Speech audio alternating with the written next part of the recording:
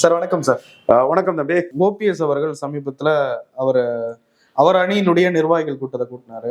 கட்சி பெயரை பயன்படுத்த முடியாது, தொண்டர்கள் உரிமை மீட்பு குழு அப்படின்னு ஒண்ணு போட்டிருக்காரு. இது எப்படி அவருக்கு கை கொடுக்கும்? எடப்பாடி பழனிசாமி, ஓ பன்னீர்செல்வம் ரெண்டு பேருமே லீடர்கள். நான் ஏற்கனவே ஈக்குவல் லீடர்களா? ஈக்குவல் லீடர் தான். அதுல மக்கள் மத்தியில ஒரு கட்டத்துல ஓ பன்னீர்செல்வம் வந்து பெரிய அளவில் இருந்தார். ஸ்டாலினுக்கு இணையா 45% மக்கள் ஆதரிக்காங்கன்னா தினத்தந்தி கருத்து கணிப்பெல்லாம் ஓபிஎஸ் போட்டிருந்தாங்க. பட் அந்த கிரிப்பை விட்டுட்டார்.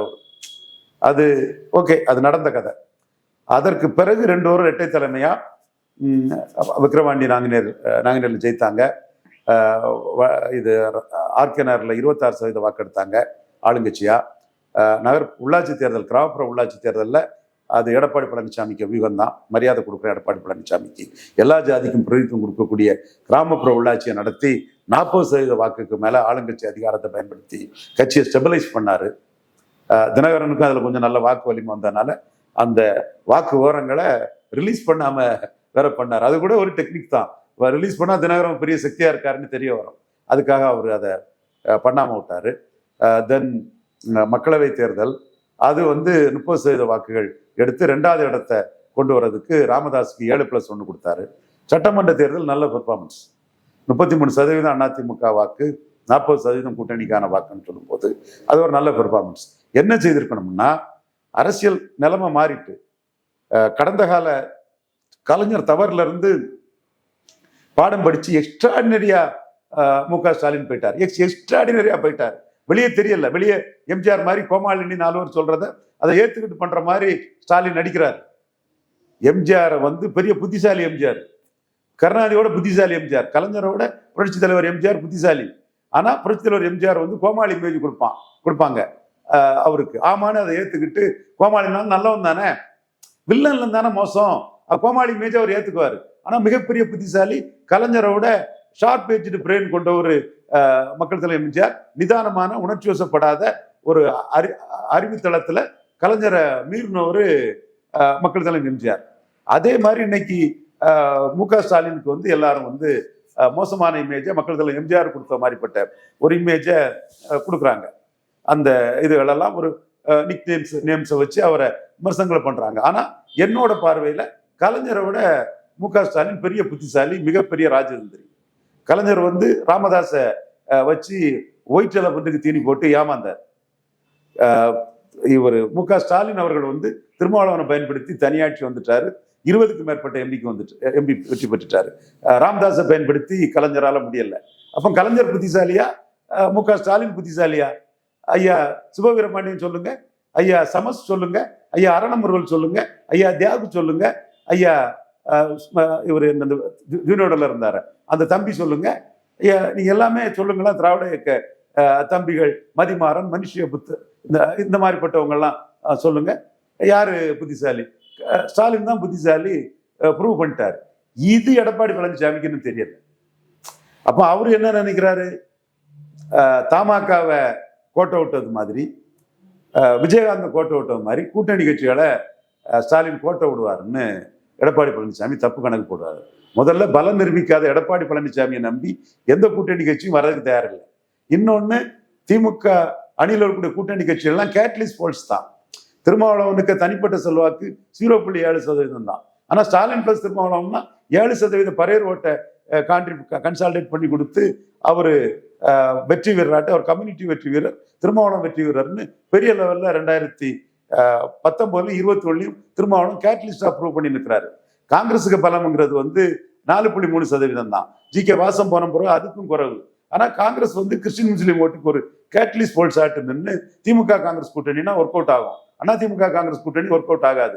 96ல் 0, 99ல் 11 சீட்டு கொடுத்து சோனியாவை அவமாரிப்படுத்தி 9 சீட்டு கிட்ட தோத்து போச்சு. அந்த புள்ளிக்குள்ள காங்கிரஸ் ஒரு கேட்டலிஸ்ட் போல்ஸ். ஸ்டாலின் அதை புரிஞ்சிருக்கிறாரு. மதிமுகவும் தெலுங்கு தாய்மொழி மக்கள் மத்திக்கு சீமான் வந்து நாம் தமிழருக்குள்ள தமிழ் தேசியத்துக்கு அந்த பிறமொழியாளர்கள் ஓட்டு திமுக கன்சால்டேட் ஆகிறதுக்கு ஒரு கேட்டலிஸ்ட் போல்ஸ். இந்த கேட்டலிஸ்ட் போல்ஸால ஸ்டாலினுக்கு எந்த பிரச்சனையும் இல்லை. யாரும் அண்ணாமலை மாதிரியோ அன்புமணி ராமதாஸ் மாதிரியோ ஹீரோயிசம் காட்டல. அப்போ தெளிவா வந்து அந்த கூட்டணி அப்படியே இன்டாக்டா போயிட்டு இருக்கு. கமலஹாசன் இதுல சேர்றாரு. இதுதான் உண்மை, நான் பொய்யா சொல்லல. அப்போ முக ஸ்டாலினை தோக்கடிக்கணும்னா 1 to 1 சேர்ந்து இந்த கூட்டணியை தோக்கடிக்கிறது தான் கரெக்டா இருக்கும். ஆனா எடப்பாடி என்ன பண்றாரு? பிரிசனரா பாஸ்ட், கடந்த காலத்தின் கைதி. 96ல ஜெயலலிதா வந்தது 96ல தோத்த ஜெயலலிதா 2001ல வந்தது மாதிரி, 2006ல தோத்த ஜெயலலிதா 2011ல வந்த மாதிரி தனக்கு எல்லாம் நடந்துரும் நினைக்காரு. அப்படி நினைக்கக்கூடிய ஒரு பன்னீர்செல்வத்தை நீக்குவாரா? பன்னீர்செல்வத்தை நீக்குனதும் இப்ப சீமான் எகிரி அடிக்கிறாரு எடப்பாடி பழனிசாமி. என்ன சொல்றாரு? ஜெயக்குமார் பரவாயில்ல, எடப்பாடி பழனிசாமி ஒண்ணும் இல்லைங்கிறாரு. தேவையா இந்த அவமானம்? பன்னீர்செல்வம் கூட இருந்தாருன்னா இது நடக்குமா?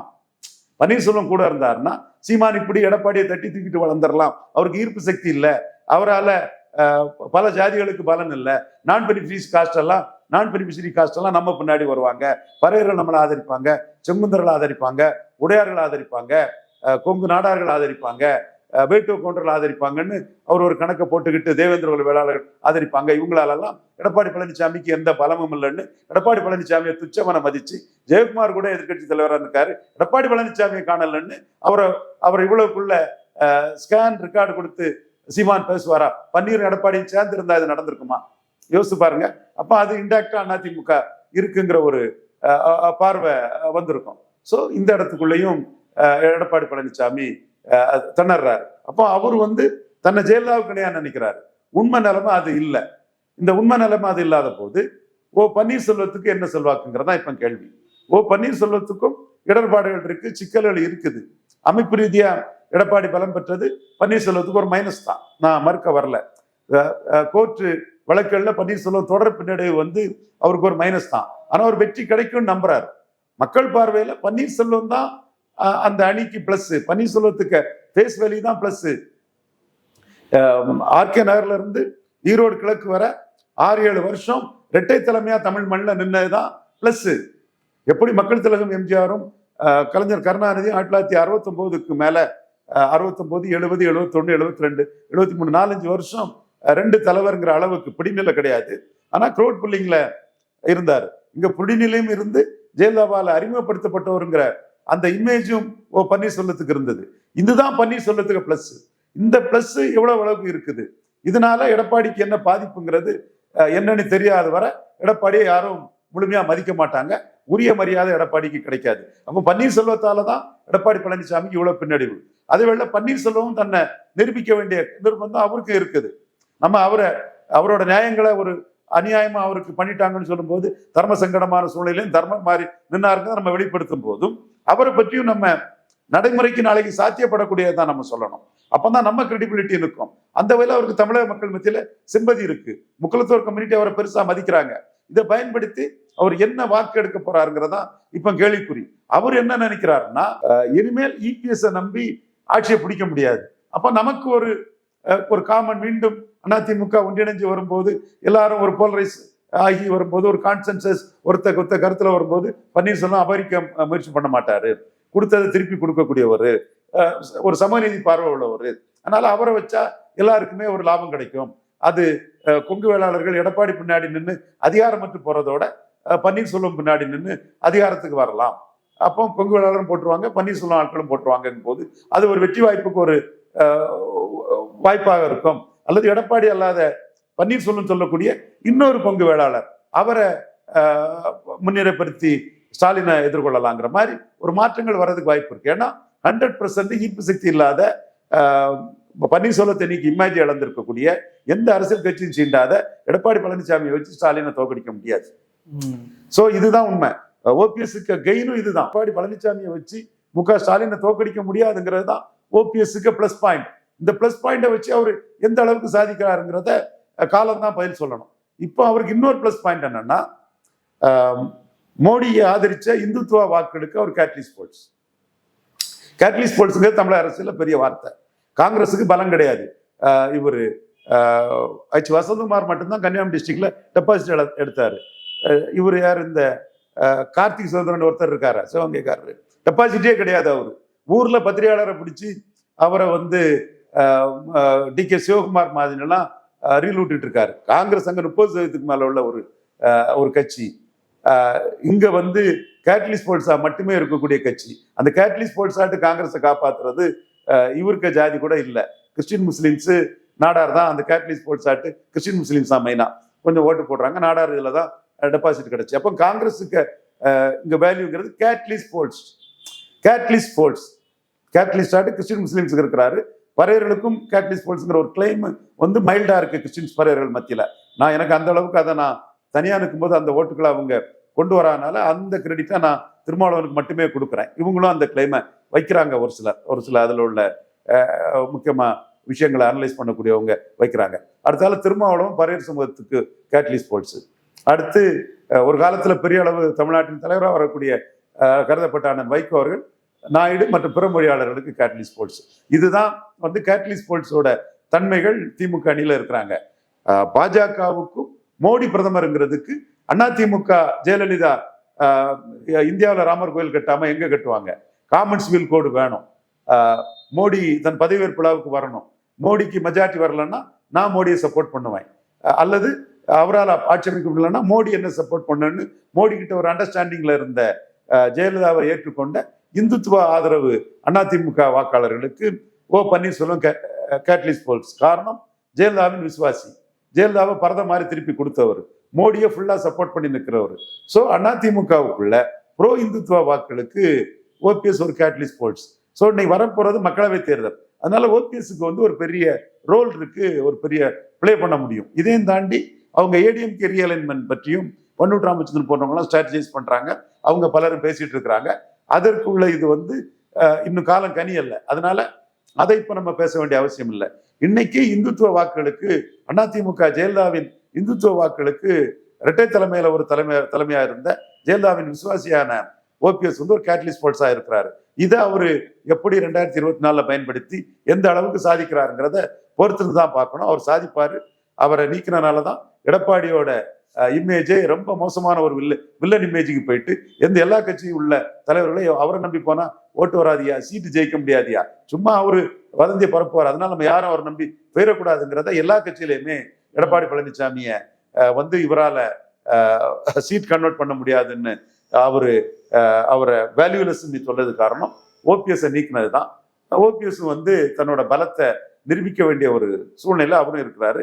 சரியான சந்தர்ப்ப சூழ்நிலை, வாய்ப்பு வசதிகளை பொறுத்து அவரும் நிரூபிப்பார்னு கணிக்கிறேன். பொறுத்திருந்து பார்க்கிறோம் எந்த அளவுக்கு அவர் நிரூபிக்க போறாருங்கிறத பொறுத்திருந்து பார்க்கிறோம். ஓபிஎஸ்ஆல இந்துத்துவ வாக்குகள் வரும்னு சொல்றீங்க. ஆனா எடப்பாடி பழனிசாமி சிறுபான்மையின வாக்குகளை குறி வச்சுதான் அங்க போயிட்டு ஒர்க் பண்றதா சொல்றாங்க. அதனாலதான் பிஜேபி கட்டி விட்டதாகவும் இப்போ அடுத்த கட்டத்துக்கு இறங்கிட்டாங்க. எப்படி பாக்க அவர் 330 சீட்டு என்டிஏ வரும்னு சொன்னார். டெல்லியில சொன்னாரா இல்லையா? இப்ப சொல்லல. சொன்னாரு. நான் வர்றேன். ஓகே, இப்ப சொல்லல. மோடி 3வது முறை பிரதமர் வருவார்னு ஒரு 4 மாசம் முன்னதானே சொன்னாரு. இப்ப சொல்லல. இப்போ அவர் கிறிஸ்டின் முஸ்லீம் ஓட்டை எதிர்பார்க்கிறார். தப்பு இல்லை. அவரோட கணக்கு என்னன்னா, ஜெயலலிதா அம்மையார் வந்து 2004ஆம் ஆண்டு பாஜக கூட்டணியில வச்சதுனால தான் 6ஆம் ஆண்டு தோத்தாங்க. 13+5 18% கிறிஸ்டின் முஸ்லீம் இருக்கதாட்டு நாம் தமிழர் சீமான் சொல்றாரு. கிறிஸ்டின் முஸ்லீம் வாக்குகள் திமுகவுக்கு கன்சால்டேட் ஆனால்தான் 2006ஆம் ஆண்டு ஜெயலலிதா அம்மையார் வந்து ஆட்சி இழந்தாங்கிறது அவருக்கு கணக்கு. அதே மாதிரி 2021 அவரும் பன்னீர்செல்வம் ஆட்சி இழக்குது காரணம் கிறிஸ்டின் முஸ்லீம் வாக்குகள் மு க ஸ்டாலினுக்கு கன்சால்டேட் ஆனனால தான் அது ஏற்பட்டதுன்னு அவர் கணக்கு. அதனால 24 கிறிஸ்டின் முஸ்லீம் நம்பிக்கையை பெற்று 26ல வரணுங்கிறது அவருக்கு கனவு, அவருக்கு கணக்கு. நான் அவரை 15% தான் மதிக்கிறேன். என்னோட கணிப்பீடு, என் கணிப்பீடுலேயே அவரை மதிப்பார் நினைச்சாருன்னா நான் ஏமாளி ஆயிடுவேன். அப்போ அவருக்கு தான் வந்து கிறிஸ்டின் முஸ்லீம் ஜெயலலிதாட்ட வந்த மாதிரி தனக்கிட்ட வந்துருவாங்கன்னு அவர் கணக்கு போட்டு அந்த மூவை பண்றாரு. அதற்கு எத்தனை முஸ்லீம் கேண்டிடேட் கொடுப்பாரு? அவர் எத்தனை முஸ்லீம் கேண்டிடேட் கொடுப்பாரு? என்ன ஏமாளியா? அல்லது அவங்களுக்கு என்ன எத்தனை ஓட்டு இருக்கு? யார் யாருக்கெல்லாம் ஓட்டு போடுவாங்க? மோடிக்கு எதிராக திமுக அணிக்கு ஒரு ஓட்டு போட்டுருவாங்க. திமுக, காங்கிரஸ், விடுதலை சிறுத்தைகள், மதிமுக, சிபிஎம், சிபிஐ, முஸ்லீம் லீக்கு ஒரு ஓட்டு போட்டுருவாங்க. அந்த ஓட்டுக்கு பிறகு அடுத்த ஓட்டை சீமானுக்கும் எப்படி போட முடியும்? சீமான் வந்து முஸ்லீம் சிறைக்கு எதிர் விடுதலைக்காக பேசுறாரு. அப்போ அவங்களுக்கும் ஓட்டு போட்டு சீமானுக்கும் எப்படி அவங்க ஓட்டு போட முடியும்? அங்கேயும் ஓட்டு போட்டு சீமானுக்கும் ஓட்டு போட்டு எடப்பாடிக்கும் எப்படி அவங்க ஓட்டு போட முடியும்? அவங்களுக்கு ஒரு ஓட்டு தானே இருக்குது. அப்போ அவங்க ஓட்டை போறதுக்கு இவர் என்ன செய்வாரு? 4 முஸ்லீம் கேண்டிடேட் கொடுவாரா எடப்பாடி? நான் கேட்கிறேன். இன்னைக்கு வந்து நம்ம சமநீதிக்காக பேசுறதுனால முஸ்லீம் சகோதரர்களாக பேசுறேன். பின்னோட்ட விடக்கூடிய முஸ்லீம் சகோதரர்களே என்னோட உண்மையான நோக்கத்தை புரிஞ்சுட்டு விடுங்க.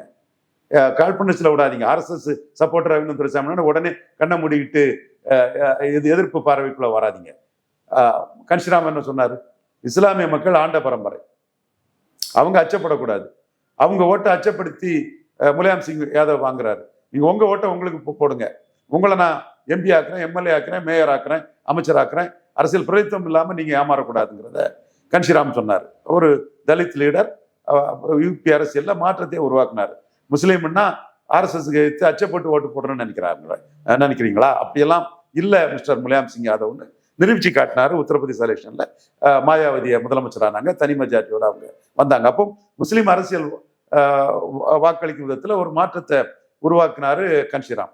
இப்போ நீங்க நான் பாஜக விட்டு வெளியே வந்துட்டேன், முஸ்லீம் எல்லாம் எனக்கு ஓட்ட போடுங்கன்னா முஸ்லீம்கள் என்ன பைத்தியாரர்களா, ஏமாளிகளா, அரசியல் அறிவற்றவர்களா? நீங்க பாஜக விட்டு வந்துட்டீங்க, 4 முஸ்லீம் கேண்டிடேட் கொடுங்க. திமுக ஒரு முஸ்லீம் தான் கேண்டிடேட் கொடுக்குறாப்புல, ஒரு முஸ்லீம் லீக் தான் கேண்டிடேட் கொடுக்குறாங்க. முஸ்லீம் கேண்டிடேட் டிக்கெட் கொடுக்கல, 4 முஸ்லீமுக்கு எடப்பாடி பழனிசாமி டிக்கெட் கொடுத்துட்டாரு. முஸ்லீம் பிரதிநிதித்துவத்தை அதிகரிக்க பாக்குறாரு. சும்மா பாஜக விட்டு வந்துட்டேன்னு சொன்னதும் முஸ்லீம் ஏமாளியா ஓட்டு போடுவாங்கன்னு அவர் நினைக்கலன்னு சொன்னா, நான் அந்த இடத்துக்குள்ள நான் எடப்பாடியை மதிக்கிறேன். ஏன்னா நான் பாசிட்டிவ் சோசியல் ஜஸ்டிஸ் தான் பேசுறேன், முஸ்லீம் பிரதிநிதித்துவத்தை பற்றி தான் பேசுறேன். அப்படி நான் பிரதிநிதித்துவத்தை பற்றி பேசும்போது எடப்பாடி சும்மா நான் பாஜக விட்டு வந்துட்டேன்னு ஏமாத்த நினைச்சாருன்னா நம்பகத்தன்மையற்றவர், ஏமாத்துறாரு. எல்லா விதத்திலுமே அவர் யாருக்குமே நம்பகத்தன்மை உரியவர் அல்ல எடப்பாடி பழனிசாமி. முஸ்லீம் மக்களுக்கும் நம்பகத்தன்மையற்றவர் தான் எடப்பாடி பழனிசாமி. முஸ்லீம் சிறைக்கைதிகள் விடுதலை பற்றி இதுவரை பேசல. முஸ்லீம் எண்ணெயை குண்டுவெடிப்பு விதமா அவர் 2 விதமா பேசினாரு. பாஜகவோட கூட்டணி சேர்ந்து பாஜக திமுக தொல்லை கொடுப்பாங்கன்னா கவர்னருக்கு மனு கொடுத்ததுல ஒரு மாதிரி பேசினாரு. அப்ப அதுல சீமான் கூட கன்சிஸ்டண்டா விஷயங்கள்ல இருக்கிறாரு. வாக்கு வருதோ வரலையோ நேர்மையான நிலைப்பாடு நாம் தமிழர் சீமான்ட்ட இருக்கு. இவர் எந்த நேர்மையும் இவர்கிட்ட இல்லைங்கிறத நம்ம எக்ஸ்போஸ் பண்ணுவோம். அப்போ அவர் இதை தடுக்கணும்னா முஸ்லிம்ஸுக்கு 4 கேண்டிடேட் கொடுக்கட்டு. அதே மாதிரி கன்னியாகுமரியில பசலியான்னு ஒரு மீனவரை கட்சியில சேர்ந்திருக்கிறாரு, மீனவ சமுதாயத்துல சொல்வாக்குள்ளவர், அவரை கேண்டிடேட்டா விடுவாங்கங்கிறாங்க. விடும்போதுதான் தெரியும், சீயிங் இஸ் பிலீவிங். அவரை விட்டா நம்ம ஒரு மீனவரை கேண்டிடேட் பிரதிநிதித்துவப்படுத்துறாருங்கிறத நம்ம சொல்லிட்டு போறோம். எத்தனை கிறிஸ்டின்ஸை கேண்டிடேட்டா விட போறாரு? கிறிஸ்தவ மீனவர் பஸ்லியா எத்தனை கிறிஸ்தவர்களை நீங்க கேண்டிடேட்டா விட போறீங்க? அப்ப நீங்க வெறுமனே பிஜேபி விட்டு வெளியே வந்துட்டாலும் கிறிஸ்தவ முஸ்லீம்கள்லாம் ஏமாளிகள், இழிச்சவாயர்கள், ஆர்எஸ்எஸ் பயந்துட்டு கோலத்தனமா நான் பிஜேபி விட்டு வந்துட்டேன் எனக்கு ஓட்டு போடுவாங்கன்னா அதுல எடப்பாடி பழனிசாமி ஏமாந்துருவாரு. அதைத்தான் நான் திரும்ப திரும்ப சொல்றேன். நீங்க 330 சீட்டு என்டிஏ வரும்னு தான் சொன்னீங்க. நீங்க அண்ணாமலைக்கும் உங்களுக்குள்ள பிரச்சனையில தான் வெளியே வந்திருக்கிறீங்க. அப்போ உங்க நம்பகத்தன்மையை நிரூபிக்கிறதுக்கு 4 கிறிஸ்டின் 4 முஸ்லீமுக்கு கேண்டிடேட் கொடுங்க.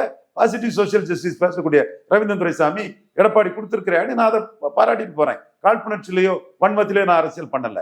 உங்களுடைய மூவ்ஸை நான் அடிச்சு நான் பண்றேனே தவிர நியாயமா நீங்க கொடுத்தீங்கன்னா அதை நான் பாராட்டிட்டு போயிடுவேன். அப்ப நீங்க வெறுமனே மோடியை காட்டிக்கிட்டு 330 சீட்டு வரும், 3வது முறை மோடி வருவான்னு சொல்லிக்கிட்டு அண்ணாமலை உள்ள சீட்டு தேர்ல வெளியே வந்துட்டு கிறிஸ்டின் முஸ்லீம் ஏன்ட்ட வந்துட்டாங்கன்னா அது ஏமாற்று வேலை, கிறிஸ்தவ முஸ்லீம் ஏமாளிகள் அல்லங்கிறத நாம மக்கள் மத்தியில வெளிப்படும். நிறைய விஷயங்களை பயிர்.